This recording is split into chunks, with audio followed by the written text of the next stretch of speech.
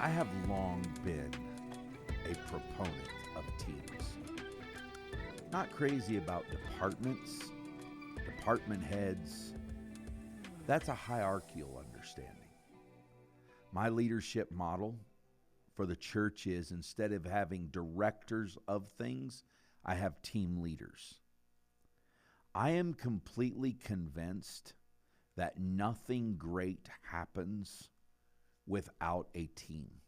Even great men or women who produce great outcomes require great assistance. The great Winston Churchill, one of my political and literary historical heroes, there was a mass of a secretarial pool staff behind him. There was somebody who brought him a lunch. There was somebody who made a dinner. There was somebody who cleaned and typed his notes. There was somebody who did. He was a great man. He was a fount of endless content. In fact, in my opinion, he was one of the men that changed the world we live in and gave us the existing world that we're living in now because of his heroism.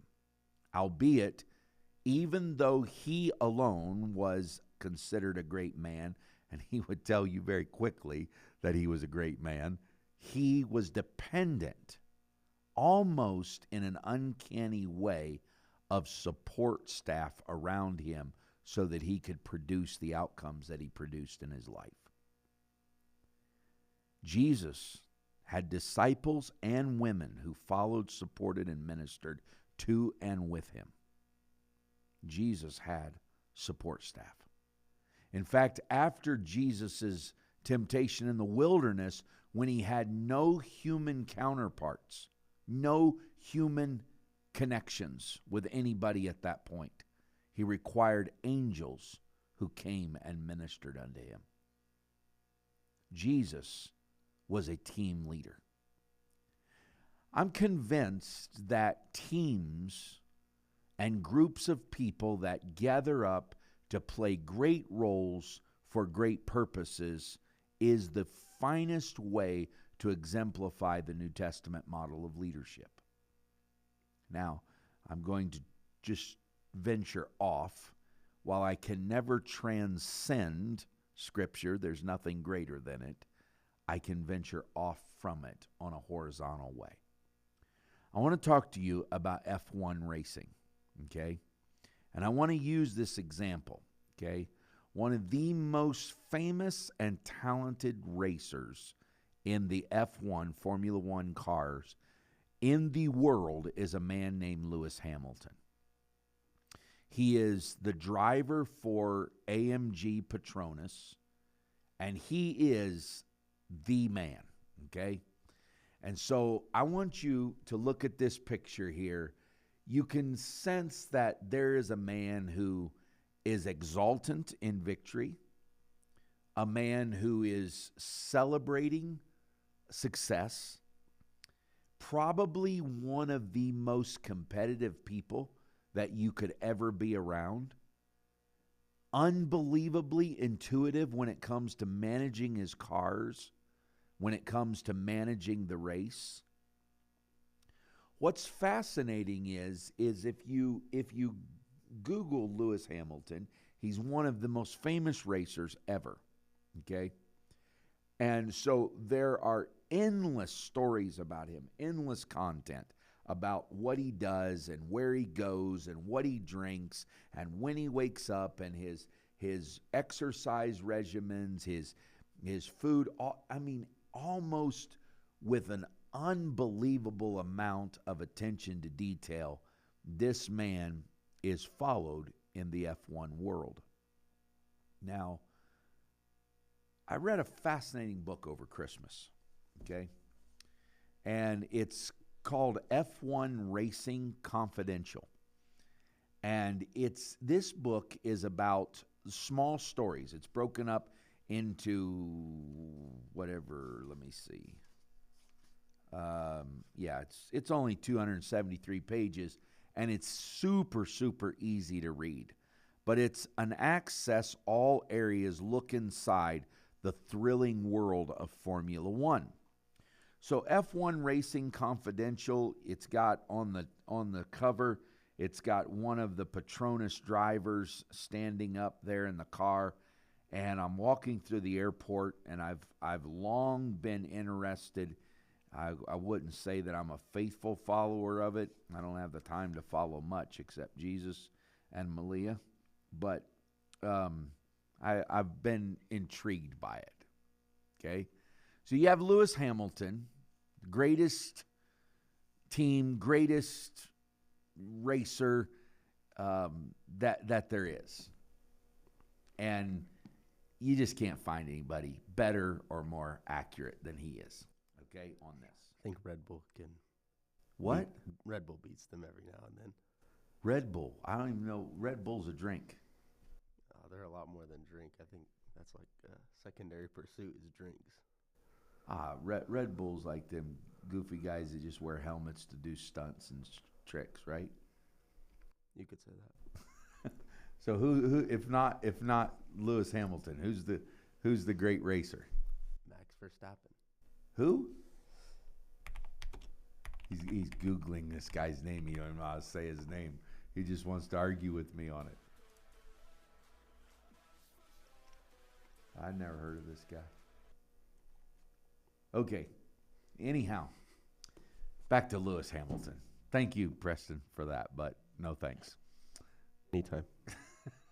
So I pick up this book and I'm thinking, oh man, this is going to probably some way, because it has the Mercedes-AMG team car on the front. It's in some way going to kind of show me a little bit more about Lewis Hamilton.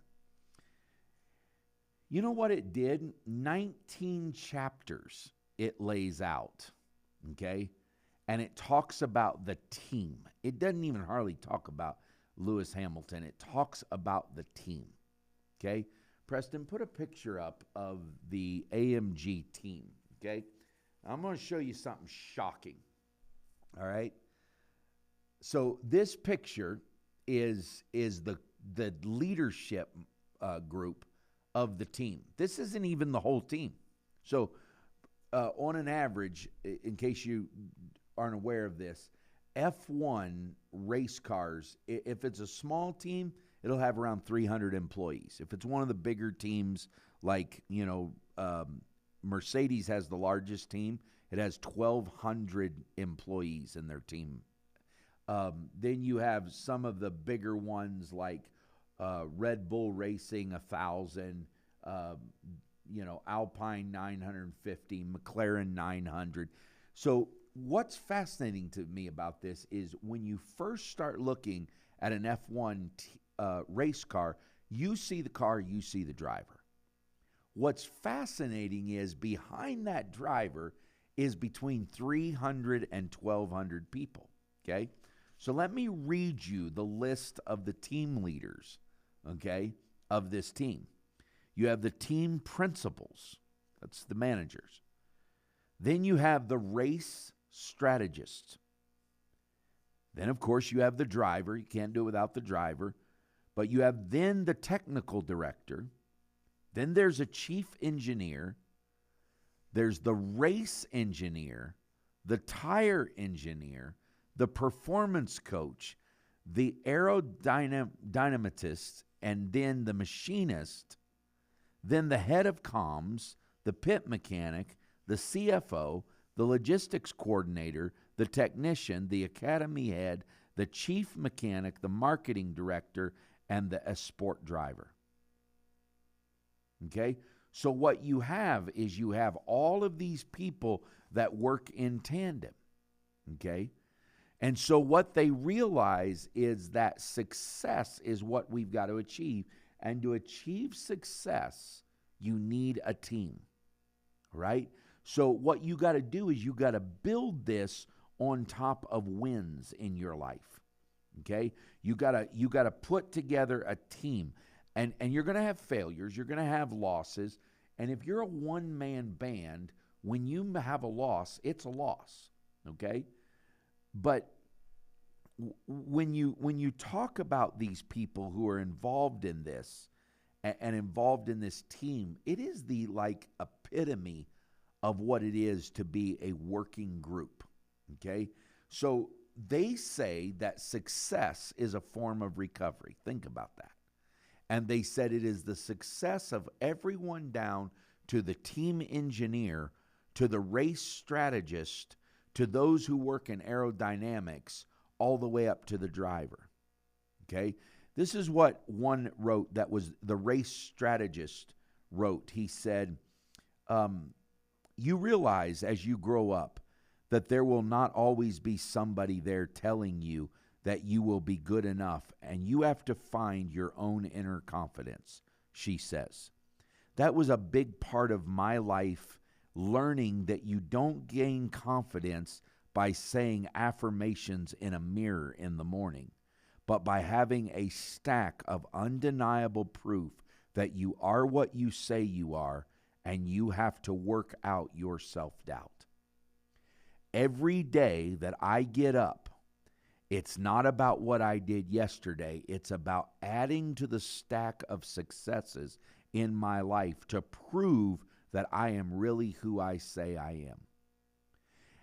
And what happens is when you have an entire team that's getting up every day to do that, every day to say, let's build a myriad, a mountain of little wins, that's what creates the win. This is fascinating in F1 racing because you can't win just a race and be the winner, okay?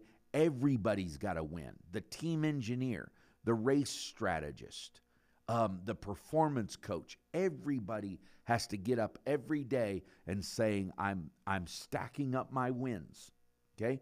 I want to talk to you about whatever place and role you fill in your local church or in a local church. I want you to consider that there is no pastor in a pulpit that is the winner. If that man has a revival church, if that man is winning, it is because he has a massive team behind him of either support, emotionally, prayerfully, financially, all that goes into it. But you don't get where we're at by not having people around you, okay? And so what you got to have is you got to have a culture where they live in their space. When I was studying about Lewis Hamilton and his greatness in racing that eclipses all other teams, drivers, and like even Red Bull can't even weigh in where he's at. So what made him great is they said Lewis Hamilton so respected his people that he believed they were living in their space and they were actually more important than he was when it came to their expertise. Okay? So they interviewed Lewis Hamilton when he won the ultimate race. I'm not going to get into the races and the years and all that jazz, okay? They interviewed him. And they interviewed his team and they said, what did it boil down to? And they said, what made Lewis Hamilton win this year was he knew his tires. Now, that set me back. So here's the problem with Pentecostal churches and leadership dynamics, is they're so cowed down by the driver, the pastor, that if they're over, say, for instance, you're over, outreach or, guest follow-up, or you're over the feeding and cooking ministry. They get in that room, Pastor, what is your vision? What do you want us to do? You know what the vision is, okay? The vision is to take the gospel to every living creature, preach it to them, teach it to them, baptize them, so that they can go and teach others to teach others to teach others. That is the gospel, okay? Now, I don't study youth ministry. I don't read books about it. I mean, if it's on my radar, I might. You know what I'm saying? But if I got a youth pastor who's sitting there with me, he needs to come in there and he needs to be on his A game and say, look, this is what we've been thinking. This is what we're doing. This is what we're trying to accomplish. Do you want to weigh in theologically on this? Do you want to weigh in philosophically on this? Do you want to weigh in logistically on this? Okay, logistics I can weigh in because I have my finger on the pulse of the finances. Okay, the philosophy I can weigh in on because I have the philosophy of vision here. I don't want to just create a Six Flags for Jesus. So I don't want my youth pastor going out and just entertaining people to death, right? So if it's too far outside of where I want the philosophy of outreach and development to be, I'll say, that's pushing the line a little bit. I'm uncomfortable with that. Theologically, I could say, no, that's not what we're going to do. Okay? Other than those three things, he needs to come in and sit down and say, hey, I've been living in this space, right? Same thing with an outreach leader, same thing with a ministry development leader, same thing with a leader of the homeless ministry, leader of the studio, whatever team you lead, when you get to the driver, you need to be the one that is saying, listen, I'm pitching it to you, but ultimately you got to sign off on it and implement it. So they said that when the tire engineer would come in, this is a fascinating thing to me. The tire engineers would come in and they would consider the tires in terms of specific compound in which they're made, designated from C1 to C5, intermediate and full wet, rather than a generic hard, medium, or soft descriptors. The sport rightly uses for understanding these things, okay? They said nobody was more willing to be taught about tires than Lewis Hamilton. He knew how to drive them until the grooves were off. He knew how to drive them until he could wait till the last second. Everybody else getting nervous about when to change tires because now it's a little wet or now it's going back to dry conditions. He knew how far he could push them tires because he let his tire engineers inform him, okay? So think about this. The race strategist wrote in this book and said, on the pit wall, you have to approach it as though you were flying a fighter plane or you were in space, explains Boscombe. In that, you have procedures in place so you can react when something bad happens or something unexpected happens. So we have procedures, plans in place so that even if it's not the exact permutation of a scenario you have looked at, you know you can adapt from a procedure you have in hand and move it. At the end, there is nobody more important than those who communicate. That's the key. Communication is the key. The strategist will draw on information from the driver, of course, but also from weather watchers, tire experts, onboard data experts, other strategists updating their pre-race models, even competitors' radio messages, all feeding in to making a live decision which is always against the clock.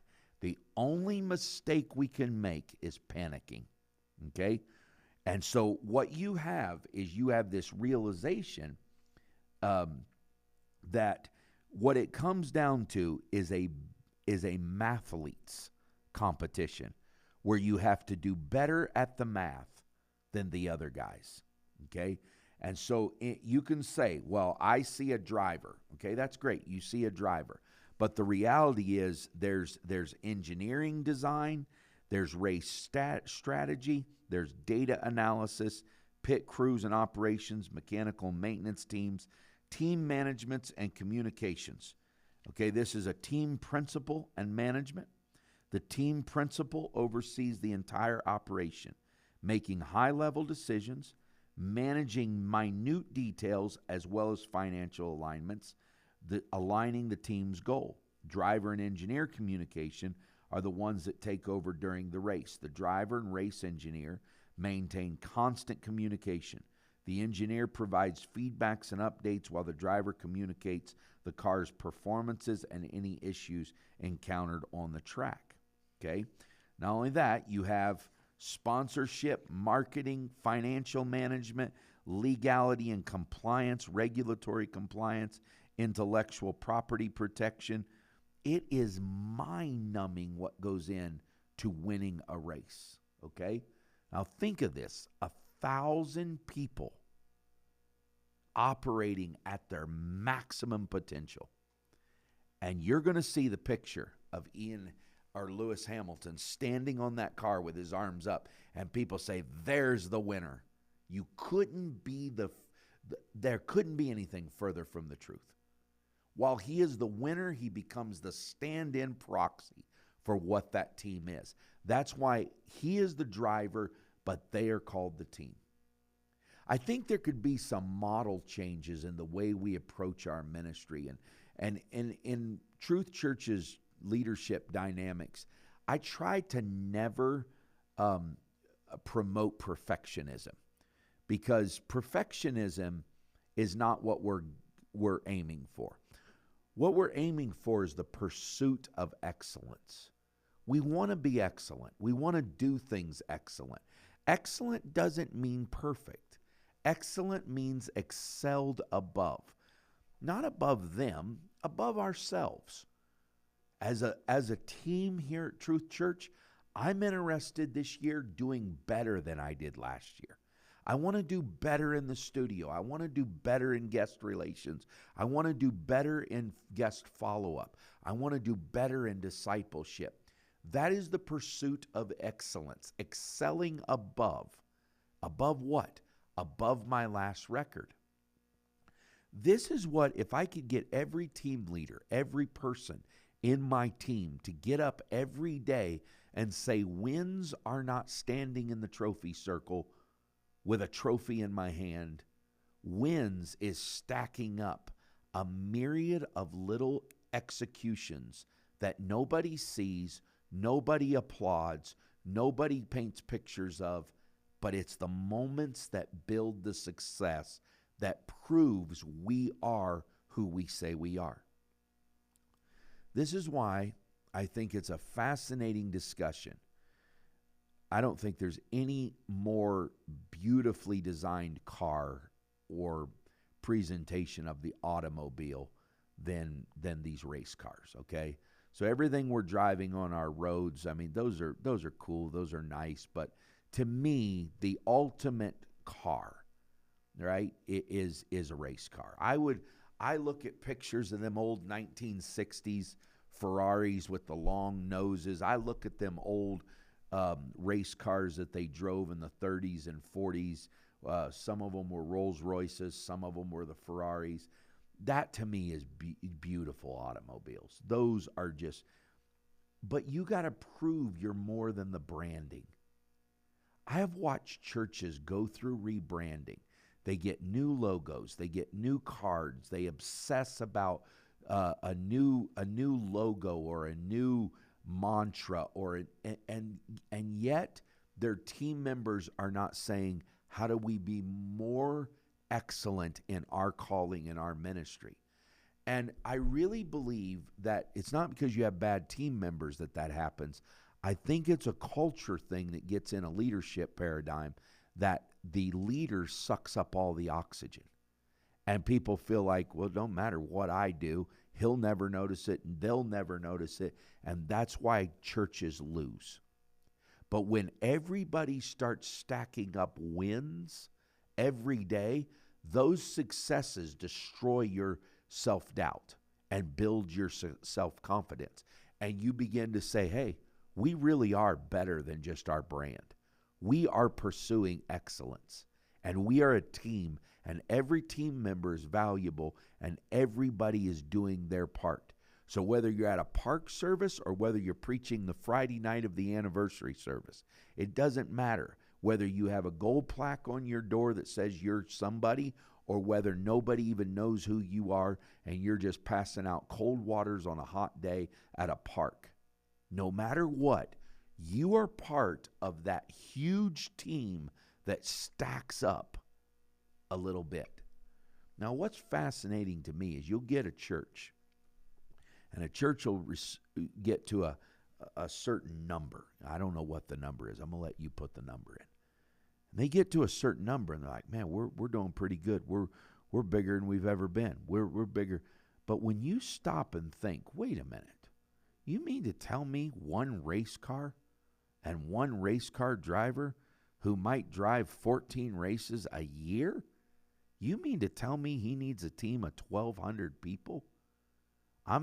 If you're a saint and you're sitting here and your pastor you've got 200 people in your church and he's pressing for 300 or 400, or he's pressing to grow that, and he's got vision that he needs teams and team workers to implement that vision, don't ever hold him back because you feel like he has enough. It's not just about the money. It's not about the fame. If they need a team of 1,200, Truth Church is desperately in need of people that plug in and say, hey, I can do this, and I can do this with a place of dignity and decorum, and I can pursue excellence in my calling. If you're that, I'm calling on you. We need you. And if they need 1,200 people, then I need more than what we have here. Because to impact a world and change them and disciple them, love them and reach them, I need a team that has as much dedication as the tire engineer on the Mercedes-AMG race car team. And if they would do that, Paul says, for a corruptible crown, one that's going to rust. We don't even know what I follow this. I read books about this, and I can't even remember what the actual trophy looks like. Big deal. But when we do this for Christ, we're doing this to win a crown. So I'm telling you, don't limit yourself by just saying branding will fix it, or a new church sign will fix it, or a new business card will fix it. We've got to inculcate an atmosphere and a culture in our church where every single working person is getting up every day saying, I got to stack up successes. I got to do it better than I did. Why? Because we're doing this for the King, and we're doing this for an incorruptible crown. If they need 1,200 people to win a trophy, we don't even know what it looks like, or we are not even going to remember it in 10 years, then we need as many people as we can to reach as many people as we can.